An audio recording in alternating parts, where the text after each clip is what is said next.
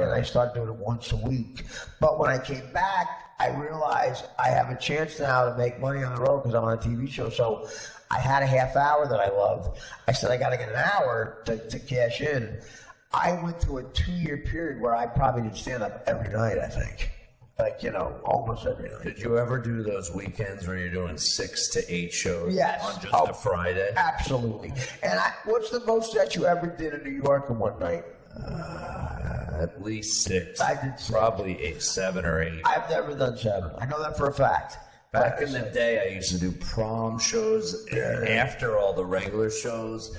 I can remember getting... That's how I did 6. Did you ever do those boats that would go out with the prom kids on them? Yeah, a couple of times. God, those suck. Dangerfield booked them. And I stand up New York, Tim Davis sang a couple of Valentine's and prom shows. But but I know for a fact I never did 7 cents in one night. I did 6 a couple of times. Right? So I don't know. I think, there's a hashtag because I missed a couple of shows in the last few years. I couldn't make it to a couple of gigs. I feel terrible about it. And the guy goes, no show line. I said, I probably did 2,500 cents to stand up. I've missed 8. Not even, maybe 6 or 7. I get, no show line, fuck you. Fuck you. Well, it's not a good sign that one of the other comedians that I can think of is a guy who would walked off. The only guy I can think of is Otto and George. And does he let the dummy go on? I really... That guy's great. I think because of the sleep deprivation, it was not really a version of me that is the normal version of me. Well, it's not. Because usually I'll just yell at an asshole for 4 fucking hours. I'll just yell at them. It's not a version of you. That's a good point. I'm in rehab. Whenever I go to rehab and I see crystal meth guys who've been up for 18 straight years. 18 years. You realize this guy's been up to, like they tell you a little bit about the person when they get to the group. Yeah. So the real soft-speaking, nice counselor like Dottie will go, guys, this is Evan. Evan is from Illinois, and he's been up since 1978. He's got the Samsonite bags under his eyes. And, the sleep deprivation is a form of torture. The Nazis used to, that's how they get you out of you. Eventually you have to sleep. So you're not you. You're not you at all. Right. And again, a lot of these kids use it to take tests, and they can ace a test on Adderall. But they realize that after they ace the test, they need 2 days to crash. You can't live life like that. You know how to get an A on a test with Adderall. But that means shit because you can't do that in real life, You need a couple of days to recover to get over being up for 2 days, studying to get big. Well, if you time it the right way, and you're some kid, and you wake up in the morning and you take Adderall to take the test, it wears off at 3 o'clock in the afternoon. Right. You're not up for 2 days. But here's the thing. In the beginning, when you're still functioning, you time stuff out properly. Right. That goes away if you keep doing it. You don't start timing stuff out. Yeah. When you become horribly addicted to a drug, you're start going, wait a minute, I'm not timing stuff out. Wait a minute, I used to plan this out better. Yeah. I used to be able to pack everything for a show, but now I'm a junkie and I have no socks. Right. And then so I'll do the show without socks. Then someone goes, Artie didn't have socks on tonight. Is there something wrong? But another thing that I could easily see happen, because I was seeing it just in those 3 days, if you have some other slight addiction that isn't a drug thing. What is it? It can happen. You mean gambling or sex. Sure. It'll start fucking tapping right into it. You're up, your lack of sleep, and it's 2 a.m. There's 2 things you can do. It's either fuck a hooker or gamble. Right? Well, you get both. How about this? You get both in one thing. Fuck a hooker, is an IV drug user. That's a gamble. Get both out. Fuck a hooker, has a gay boyfriend and is an IV drug user. And you get sex and gambling. Yeah. In the same person. At the same time. What is it about? Which, by the way, I'm sure I've done. That's happening now. With you? That's a story I put right in front of you. How about live with Dan? Who? What are you talking about? The story right in front of me. Dan puts 42 stories. I mean, David Gaffin you're talking about? No. I'll show you. Again, this is going to be... Is this meaningless, this tangent? Shia LaBeouf Someone famous? is doing what? What are you talking about? By the way, this is Dan bringing the show to a screeching halt moment, brought to you by Budweiser. Sex roulette parties.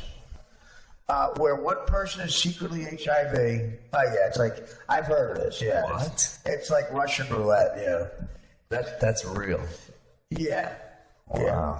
Nobody's allowed to use condoms or on the ride. Can you imagine how fun that must be if you're the person with HIV? That's a gambling problem.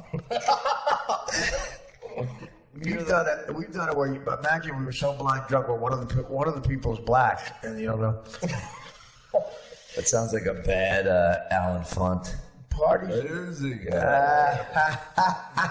Guess what? About HIV. This guy's full blown AIDS. Nobody knows in the room. It took us 2 days to cover the sores. Oh God. Jeez. Cut to the guy getting the makeup early. We're covering his sores up. We told them that this guy has black psoriasis. But here's the gag, guys. You want to laugh? Those sores aren't from black psoriasis. He's got full-blown AIDS. And, yeah. Apparently he got it from a blood transfusion. Whatever, Al. Whatever, Hugh Jackman. First of all, the parties are usually attended by gay men. No shit. Jesus. Who are entertained by the thrill of not knowing whether they will be infected or not. Are you kidding me? You just performed at an OTB. They have nothing to lose. You just slept on your wife, who's enormous, in the front row of a Frank Di Benedetto concert. I'm curious. Who never got on stage because the guy before him took the mic. That's great. I am curious why a person's brain does go to instantly to another addiction when it's in that state. Because we need something to look forward to. That's my problem. I think what addiction is, what drugs are to me, what sex could be, you need something to, in my opinion, you need something to look forward to in life. Mm-hmm. And that's what they try to tell you in AA, and people wiser than me. My good friend Colin Quitter tells me this all the time. He goes, Colin always says, don't think that drugs are going to save you from the banality of life. You're not going to cure boredom because of dope. It might do it for a little bit. But it's going to come back. So it's stupid to keep trying it because it's ruining your life, and it's not going to last that long. And after a while, it doesn't last at all sometimes. And it feels worse right afterwards than it did before it. Absolutely. Because with Adderall, you're talking about, you're up for 3 straight days, the Adderall doesn't work anymore. Because you do eventually have to stop the Adderall because you'll stop getting high from it, and you'll keep popping it. And you're like, I can't get high anymore, and because it catches up, and you got to stop for a couple of days, gets out of your system, now you can get high again. But when you're trying to get high with it, you're good. That's when you OD. Right. Well, I know because it just reminds me of I used to cheat on all my girlfriends before I was married, and then it was like that state, and then you go cheat, and it feels fucking incredible. Do you feel you were addicted to sex? Is that what you're probably, yeah. And then afterwards, it's so fucking low. Well, I like sex. Why wasn't I addicted to sex? Who said you weren't addicted to sex? Well, don't you think everybody is my point? Oh. Do you think that's a real addiction? Like your Rob Lowe, I think it is a real addiction because I think it feels similar to what it feels like the need of drugs. So you think there's guys? Okay, so you think there's guys who want sex less than you? But in other words, Yeah, I think so. Really? I know there's women that want sex less than me. Well, there were. Because I'm usually in relationships with them. No, I know. No, women do eventually. My wife actually said to me today, and it almost depressed me a little, why not out it on your podcast?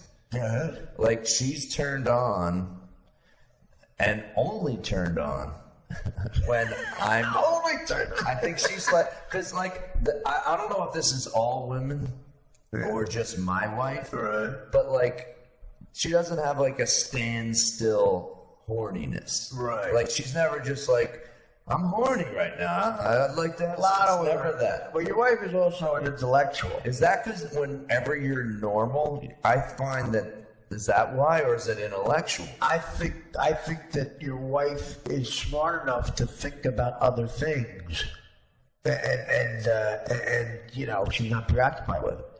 I think that's a sign of intelligence. I do. But they don't see something and go, and that like stimulates horniness, or just Well, feel 'cause I horny think- for well, no reason. Yeah, I think maybe. Yeah, when you're someone who is capable of thinking deeply about other things in life, you don't have to go there, I think. I really do. Yeah, I think like Madame Curie, before she discovered boron, didn't want to blow somebody. You know, it's different. Which is, My wife is turned on by me but better than when I act like a good guy. Right. When I'm a good dad, I do some nice things. she's I'm never- listening to she's never- her. That's what it, you're right. she never gets done on going, tell me more about the OTB kid. Let me ask you this about the sense of humor with men and women. Does your wife think that story is funny, or does she think it's pathetic, the microphone story? Did you tell her it? I don't think I gave her I don't think I told her the whole story. I told her that some shit went down. But you look forward to telling me, obviously, because I'm a comic guy. Dude, I couldn't wait to call comedians on Yeah, that driveway. right. If I thought I With could have her, got you know, you on the right, phone, right. I would have called you instead. Right. There were a couple people that like Justin McKinney, I knew would just fucking die. Like, I knew what he was going to laugh at. This is what he thought was the funniest part. Is I actually left this out of the story. When I walked off and I like undid the microphone, or I put the microphone on the table and put my coat on, some guy from the crowd just goes, "That's the funniest shit you did. Leave it." And my friend Justin just thought that was the funniest fucking thing. That, first of all, that is the hackiest heckle. Everybody tell you, that's the funny. Fuck you. But, you know, again, sometimes these lame fucking retard hecklers, and especially now on Twitter, they say shit, and I think about it, and, you know, they do puncture through your pomposity, pretentious bullshit. Like, yeah, when I make the mistake of doing something sentimental on Twitter, I shoot myself in the face, because I'm like, yeah, what is this kid in Iowa give a shit that I'm engaged? I'm supposed to say, hey guys, great news, I want to share it with you. You know, and then, of course she says, eat a dick, fatty. Of course. And that's hilarious. I said the other day, someone brought up my father, and I said, you know what, my father worked hard, man, so I could not have to follow in his footsteps and climb roofs. And some kid goes, you could never follow in his footsteps because you'd fall through the roof, you stupid fatso. That's exactly what he said. Oh. But you fall through the roof, you stupid fatso. Jesus. I mean, I laughed for fucking 2 hours. Because he's just an angry fucking...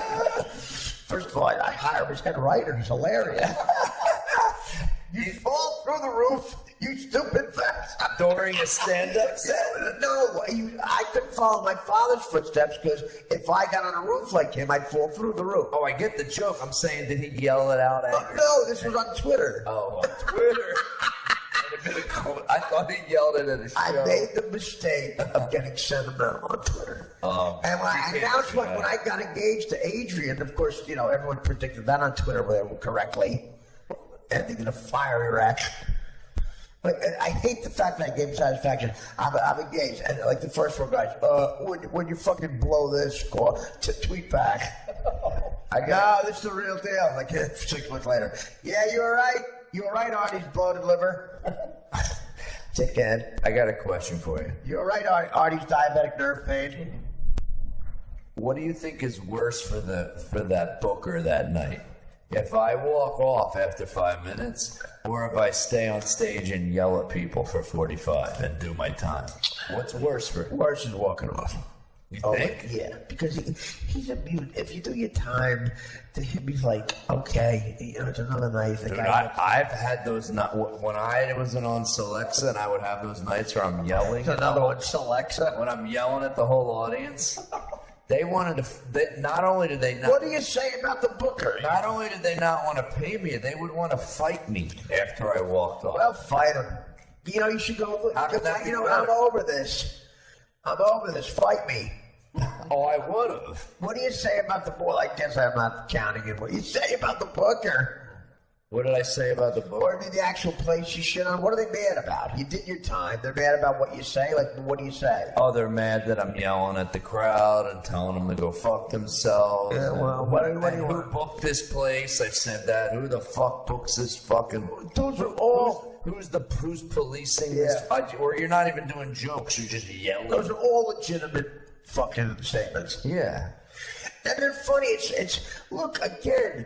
You should say, guys, I've been doing this a long time. I could do 45 minutes. That will make you laugh. I guarantee I know how to do that. You're seeing it. You should save this ticket stub. You're seeing an event. You're seeing me lose it. I got another question for you. Go right ahead. This might have to do with our manager, but I know for a fact he's not listening. Go ahead. Well, he took it, because 2 of his clients are on. Yeah, right. Exactly. I have 4 of them fucking listen to the fucking podcast. Look, just the promo. Unbelievable. So he took my special and cut together like a sizzle reel with some different of my web series moments. Right. To put a sizzle together to set up meetings in LA, which she's telling me is having a lot of people are responding well. Right. So I had never seen the sizzle. It's already had been sent out. Never had seen it. I text the editor. I go, hey man, like, could I maybe see the sizzle? Oh no. So I see it, and it's good. Okay. But they're playing up without asking me, and I'm wondering what you would lose it at this. I know you. They're playing up the fact that I'm a little bit of a recluse, and that I have a psychologist wife. Wait a minute.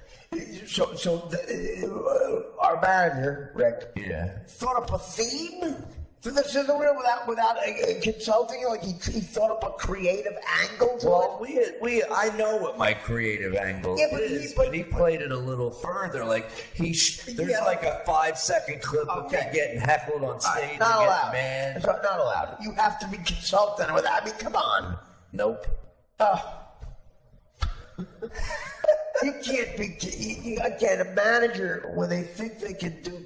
And I said to him, I said, I don't know if I'm being. I know you think I'm overprotective and I'm a worrier. Yeah. I said, but I've had people that are non-show business people. Like I just did a web series episode making me look like a struggling comedian. Right. I go, just one episode on it. Made me look struggly, and my mother-in-law said, it's not good to be out there.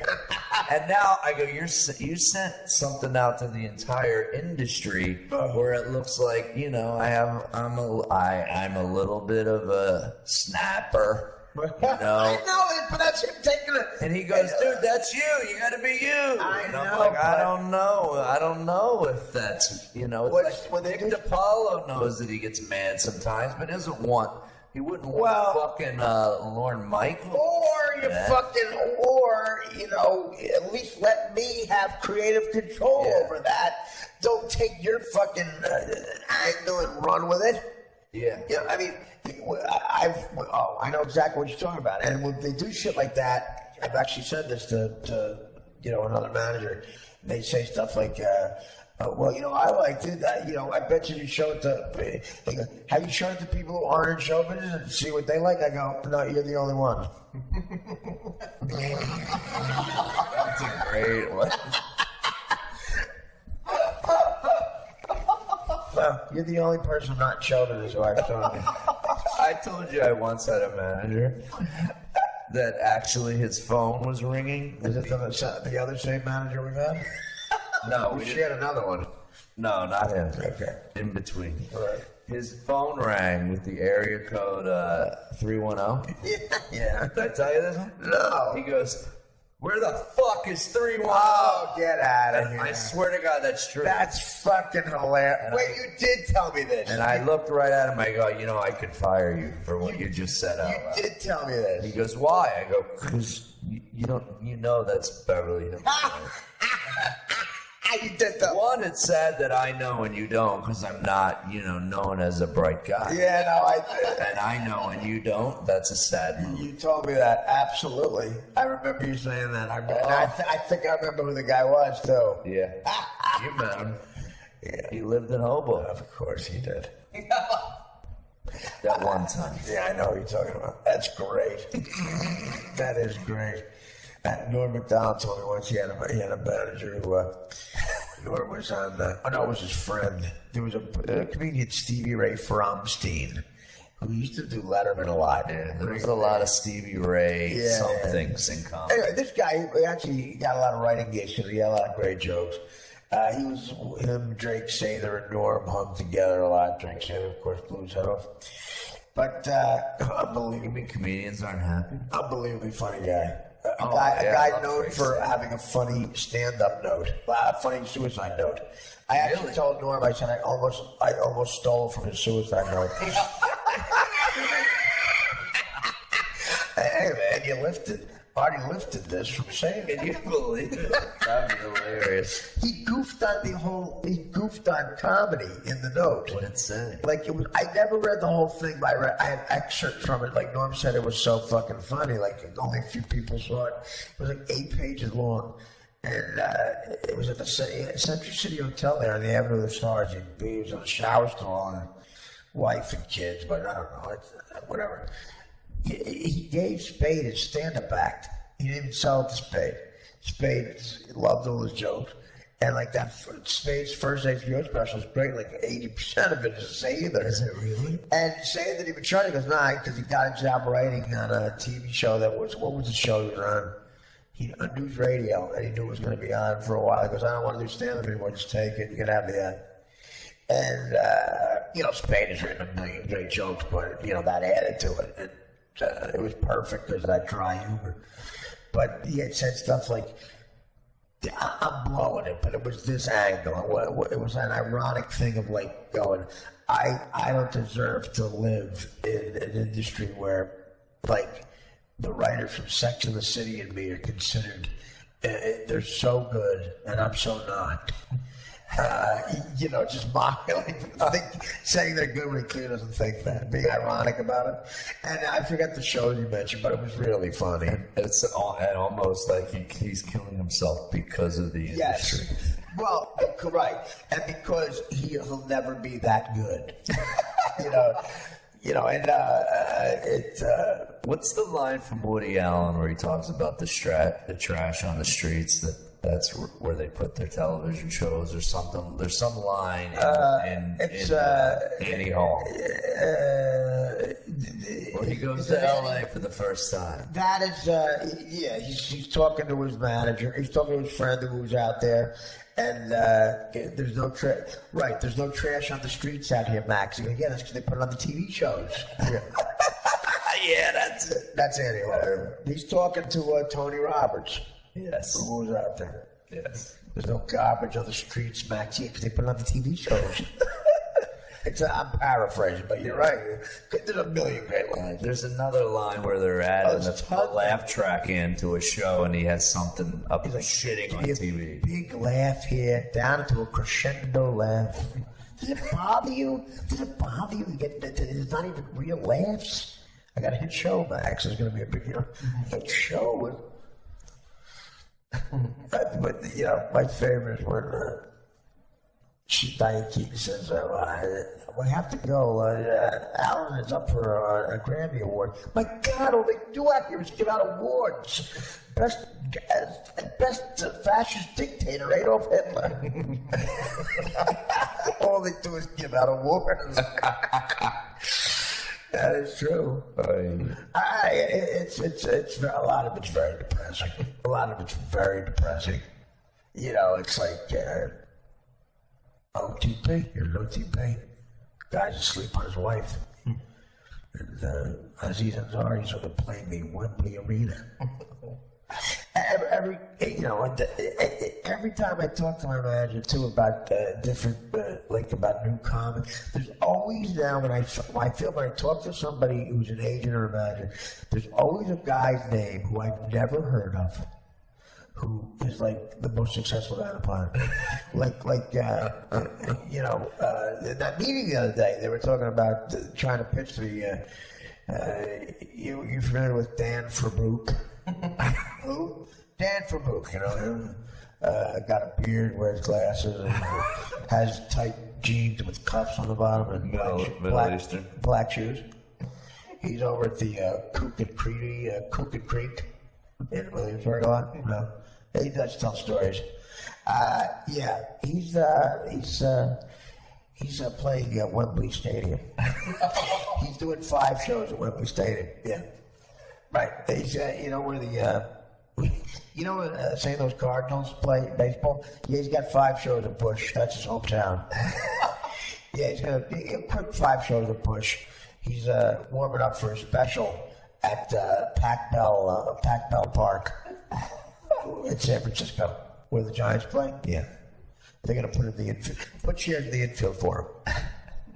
A comic that I've never heard of. There was a comedian on The Tonight Show about 2 or 3 weeks ago. Yeah. And I recorded it. Right. And I kept it because I didn't think one joke was funny and he was destroying. And I wanted to just show it to somebody else. What was it? What were the jokes about? I don't remember the jokes, but he was from England. Right. And he was like kind of handsome. And he had like the suit on with the tight legs like you just described. Right. And I'm sitting there going, these jokes aren't good, and he's destroying. Is it because he's this handsome British guy? Well, that might have something to do with it. But does he make references that you weren't getting? Like, no, I wouldn't be like that. Right. Then I would be like, oh, he wasn't smart. It was like Dane Cook if he was from England. Really? It was like, do you know who this guy is? Did Artie like him? Are you talking about Jimmy Carr? No. This guy, Jimmy Carr. That's punch. No, Jimmy Carr's funny. He's why he's funny. He was on. This guy's in his 20s. This guy's like a young, he was on a few weeks ago. You could probably Google that and find it out fast.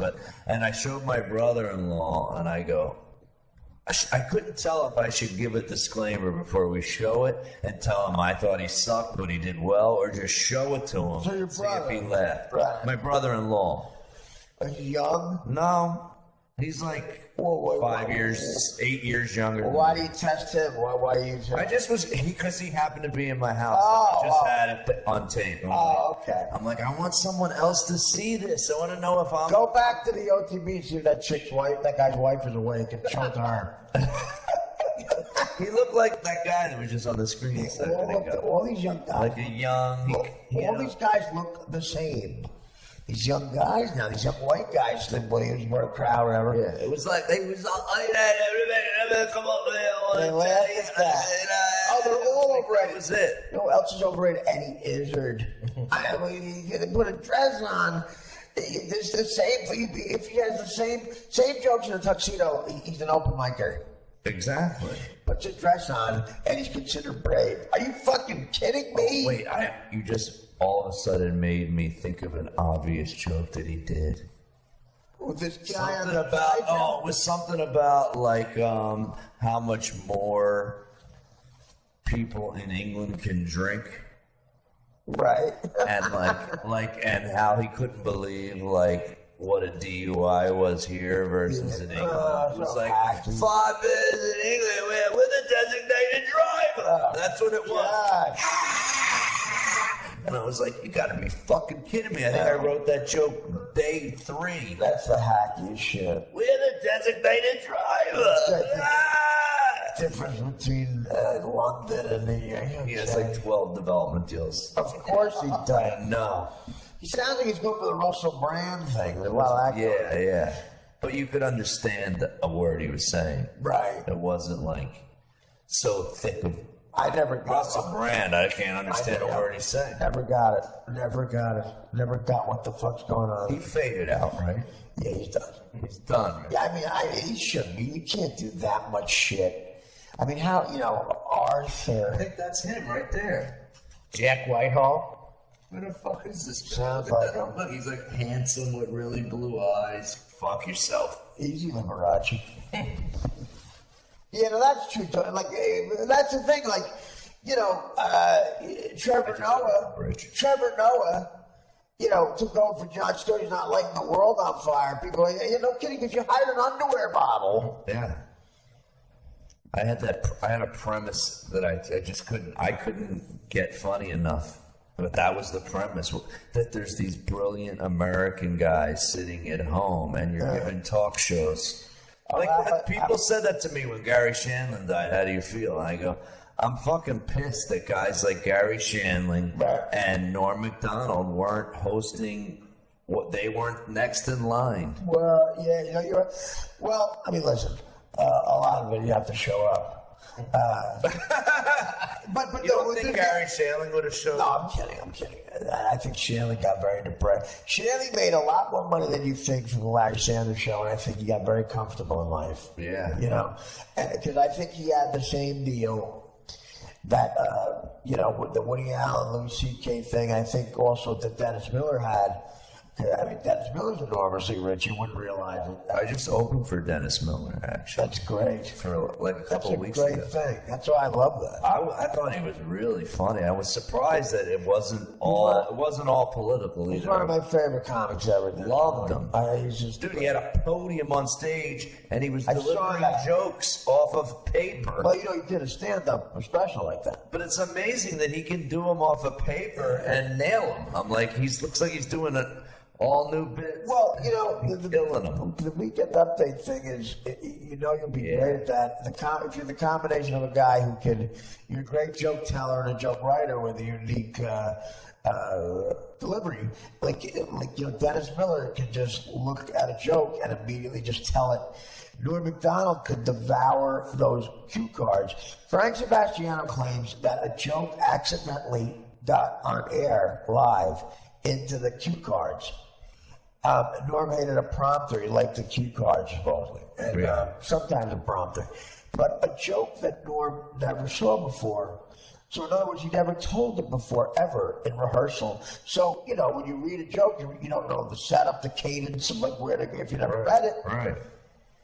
Frank claims, for sure, he read it for the first time ever on air and did it perfectly. Some people just know how to read a joke and have a great delivery, and that's Dennis Miller. Dennis Miller's so amazing. I was talking about that after I had opened for him on my podcast. Do the mic in your pocket fit for that gig? Oh, God. Imagine if I would have done that. That guy, what's funny is that gig paid the same amount as the other shitty gig, but I was thrilled to do that gig. Sometimes in the shower, I can't stop doing Dennis Miller references. I think I have to go to the emergency room. This guy over here's got you're telling jokes like a Soviet Plath poem from the 18th century Russian poet series of a goddamn fucking I got the Jets in a juxtaposition with two wide receivers coming out of the backfield like a Ray Nitschke and a fucking Larry Zonka, a Monday Night Special. I got Meredith Baxter Beardy over here coming at me like I got Mr. Alternative Comedy coming at me like an alternative jet stream coming in with the fucking Santa Ana winds blowing like Jamie Lee Curtis and a couple other nepotism sycophants coming out of the fucking this thing. I can't stop telling jokes like that. I can't stop doing references. This guy's taking Adderall quicker than John Belushi used to devour donuts on the Riverside Drive in Chicago. Or Chicago, a little windier than a goddamn sandstorm in Egypt when the Pharaoh would free the slaves on building the huge pyramid coming out of the fucking sand desert coming out. And meanwhile, Barack Obama is about as black as the last faded jean jacket I had at Woodstock. I mean, in the sun too long. He's whiter than my goddamn T cells after a blood transfusion in Haiti with a goddamn gay intravenous drug user coming at me with a... Nick Cannon's about as funny as a real cannon used at the Civil War right before I... And someone said, where do you mail that to? I said, well, I'm trying my Gettysburg Address. Why don't you mail it over there? I got the Abraham Lincoln is about as funny as the tunnel named after it coming out of the Holland Tunnel with the fucking Sylvia Plath poem. I keep going back to that. Joyce Kilmer's Rest Stop is funnier than the fucking comedians they got now at Largo. It's a funny. Yeah, I get it. You're aloof. You're too hip for the room. You can't say a punchline like the Janine Garofalo punchline, rolling her eyes. Why'd you write that, sweetie? 1991, right after you fucking set the world on fire with those Uggs boots. Sometimes I go, I might have to go to the emergency room. What's the matter? I can't stop doing Dennis Miller. I can't stop. Dude, my dad and I love Dennis Miller, man. We always quote him. His special black and white on It's HBO. one of the best. Absolutely. When I introduced him to come out, I said I listened to this guy's Off-White album when I first started. I seriously listened to it so much that the cassette just broke. Unbelievable. And just to hear him when he was walking up, because I didn't talk to him before the show. Yeah. I had so much respect for him that I saw his feet in the green room, and I think he's laying down. I'm not going to be that annoying opener that's like, hi, I'm your opener. So I just stayed away from him, and I didn't meet him at all. And I introduced him, and he comes walking up, and he just goes, Cat, man, that was some stuff, man. I was howling. And I was like, dude, that was worth the money that I just got. Just him saying he was howling. Right. Oh, my That's God. right. Joe Matarese, yeah. I remember that name. I had to wheel his podium to the front. It was fucking hilarious. It was on rollers. How about this cat Matarese? Haven't seen a guy that fucking amphetamine up since I fucking opened up for Crosby, Stills and Nash the warm-up gig for Woodstock. You want to have fun? Go watch early Dennis Miller. There's stuff on YouTube of him when he did like Letterman for like the first time. He destroyed on Letterman harder than anybody. But then there's another time where he goes and sits down. Right. And he's doing... that's what I'm talking about, panel. Oh, Yeah. He's weird on panel. Right. Because he's doing those jokes like you're saying and they're getting nothing. And he's just like... Really? I would see him destroy, like... This one I found. He was not doing well. Oh, no kidding. It was almost funnier to watch. Because he's throwing some... Don't give me your claps like... And he was like throwing like... Right. But when I saw him, because when I first did Letterman and I first paneled there, I saw him kill so hard I would pattern my, cadence after. Dude, this is Dennis Miller. This is him when he first got the job on SNL. It's on YouTube, and he's got shorter hair. Right. He doesn't sound like himself yet. Find himself. Yeah. But the jokes were the same from the black and white that I was like quoting for like years. With do you remember the opening line? The whole fucking The main bit. Yeah, well, the bit I remember most is it seems so simple, but the way he says it is so fucking funny. Like, Howard Stern says, "I have an attitude." but they should, because sometimes a guy like me will act like an asshole. You get a little mean, and they look at you like they feel like saying, hey, listen, sweetie, when I was 18 years old, I traded my life for cheap airfare to Barbados. So why don't you take your diet slice and shove it up your fucking ass? Cheap airfare to Barbados. When I was 18, I traded, and that is so true. I knew chicks who said, we'll be stewardesses. We can fly to LA for $10. Like, okay, genius. Bye. My dad used to You'll be divorced by 24. My dad and I used to quote the one about, he goes, you seen this May? This liquid soap for the messy kid. Yeah.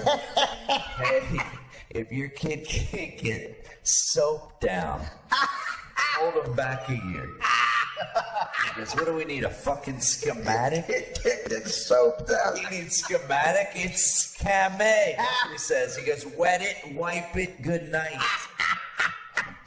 I love his bit about global warming. These fucking people say, yeah, in 100 years it's going to be 2 degrees warmer. Okay.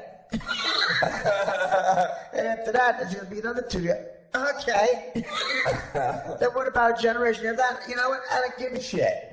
3 generations out, I think people should stop giving a fuck. What about your kids' I don't give a fuck about them. Hilarious. Yeah, that's that black guy done at the Tempe Improv. I'm curious if he would have been cool to hang out with if I would have went over and said hey, or he was like a to himself quiet guy. I bet he would have given you the hi-hat. And see if the guy would be like, hey, listen, buddy, I'd love to chat with you, but I gotta go on stage and make a couple of greenbacks for you. I gotta take a leak. Let's take a break. Damn, that's an order.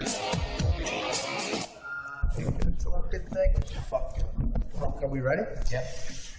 We're back. Talking for an hour and a half here, the great Joe Matarese. What's going on, Joe? What do you got coming up next? Do a couple of quick plugs before we put this one up. I guess the only thing I really want to plug, and it's perfect for us talking about shitty gigs. Yeah. One of the ways I've gotten around doing shitty gigs, which made me, I think, kind of in that mood that made me bail. The night before I had done my first one, I started this tour called Outside the Box, Right. where I go directly to my fans, and my fans become the producer. And they arrange a show. Stand-up show? Yeah, they arrange a show, and I come in and do it.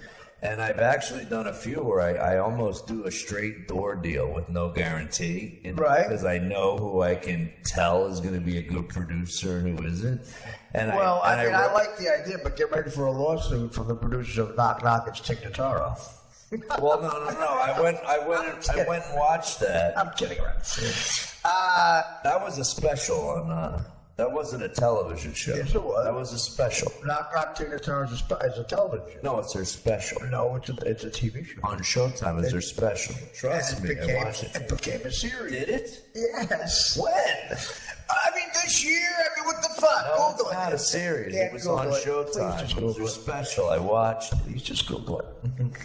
Yeah, it was a special that became a series. There's a series called Knock Knock. It's Tig Notaro. Look that up. Yeah. Dan knows it. Dan, you know it. We talked about it sometimes. Do you? Right? I didn't It's say a anything. series? Why wouldn't you say something? What? I've seen I haven't seen the series. Dan, you knew it was a series, right? I think I've seen the special. Okay, please. It was a just- Showtime special. It was a series. It is a series. It's a series. I mean, why would I argue about being right about this? Doesn't matter. Well, I mean, Well, it does now kind it matters. I'm a little aggravated. It kind of does matter. No, it's not. Yeah, I was kidding. You think it's similar? No. Well, First of all, when she takes her shirt, she should take her shirt off, and it's special. what's different about mine is we're really trying to make money. It's gonna be funny.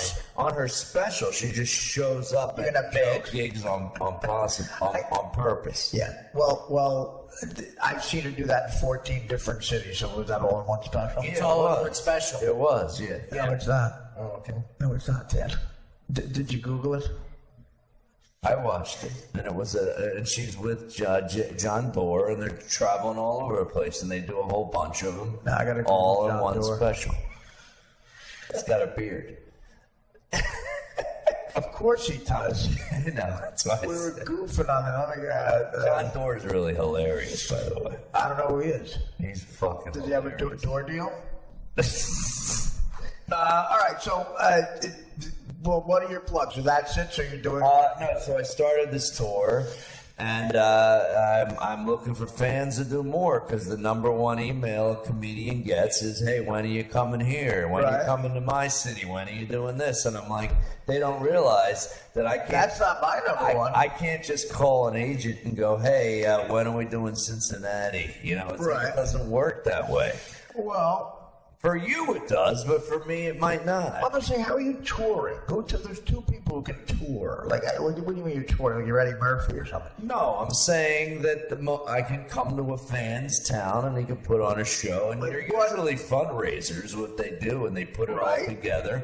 I come and they make money and I make money. Right. So what's an example of it? I did one the night before that shit gig Right. in Camden, Delaware. One of my fans of my podcast. There's a Camden in Delaware? Yeah, I know. Wow. Okay. So this guy did a fundraiser Yeah. for his son's For Camden, Delaware? chess team. Oh my It was God. hilarious. Oh. It was a fundraiser for the chess. Really? Yeah, and I So- made 5 times what I made the next night. How many Shitty. people were there? He sold it out. He had it was like 150 people in this small place. Great. And now I have 3 more booked. What are their profits after you get paid? I They don't have enough for the rook. try to find out what they're trying to make, and then I make them an offer, and we usually negotiate. We had enough for a new chessboard, but then Matt Reese came in and said, checkmate. Checkmate, now you're broke. It's actually, I put it up on my website with the 5 from 1 through 5 how easy it is to put one of these shows together. Now Nick DiPaolo liked the idea so much, and he started fucking trying to do it the same exact thing on It's a theme show. It's not. We're not the first comedians to think of it. I can't see Nick getting into an argument with anybody over that. I can't see any conflict with Nick and a fan trying to produce a show. I know.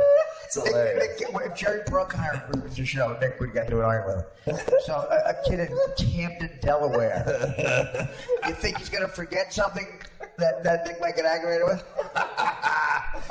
Hey, jerk off. Yeah, I'm in Camden, fucking Delaware. There's 2 Marriotts, faggot.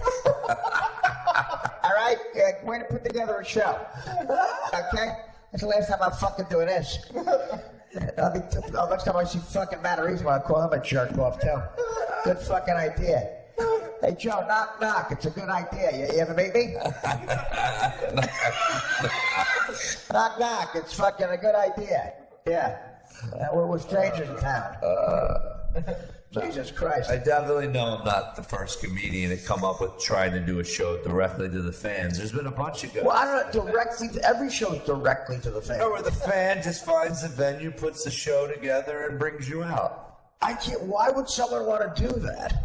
Because No, you're right. They get money. I get them to make money, Right. And when you know from being on the radio and being at a level of fame where, dude, people get fucking so excited just that their show is on your list of your gigs on your website, Right. And on top of it, I want them to make money. Yeah, you do. Well, they don't realize. I don't think a lot of people I'd rather realize. why just don't pull a fundraiser and keep the money? Their money too. Like the money for the chess. Just say, look, now this is not a fundraiser. I'm getting the chess money too, jerk off. Well, you can Yeah. set a. Someone's got to make some money somewhere along the line. It's you. You're the Called creator. knock knock. Show Matarese. Knock knock and show him how to raise his bank account. Tell him it's a Showtime special. It's a Showtime I know he's special. wrong. It's only got one. I still think. I still think Artie's wrong about the ending of King of Comedy. What's the ending of King of Comedy? We had this argument What is it? that first of all, Rupert I Pupkin may not- was delusional. What is it? Say it again. The end of I'll give you Tig Notaro. I might be wrong about that. A Scorsese De Niro movie. No. What is it? Say it again. What's your? Oh, we did have. we had a discussion on your About what? podcast. What was it? It was about the end of the movie. Right. Rupert Pupkin does the fucking Jerry Langford show. And they have the voiceover come on and say how his career went. So you think that's a dream? I think that That didn't happen. It's something that you're supposed to go, huh? What the? You're supposed to interpret it in a couple of different ways, and one of the main ways is that he was delusional. Right, it never happened. And that because the cops say to him, "You think those are good jokes?" Right. And they fucking put the hands behind his back and cuff him. Like, to me, that was a subtle way of saying he thought it went well. It really went horrendous. Well, no, of course he thought it went well. We don't comment. But it really like went that. horrendously. Of course, I know that. Yeah. But You all said that know the voiceover was true and that he actually got famous You think off it. you- I said no. I think he just, Right, that's I think a he's dream. out of his fucking mind. Okay. Well, listen. I think that both ways could be. I think that's a sign of a great film. Yeah. That both ways could be interpreted. Genius. Yeah. You want someone to walk away and they're trying to figure it out. That's good. The classic is now the end of The Sopranos. I mean, I cannot get. I have to walk away from the people on the phone when I Google chat rooms about the ending. There's a couple of guys, one guy in particular, who breaks down that last scene frame by frame based on references and hits other episodes earlier in the series game. I've seen why he was killed. I've seen that. Yeah, and it all goes back to the guy in the members only, Jack. Yeah. There's a scene, an old episode, a couple seasons before, called Members Only.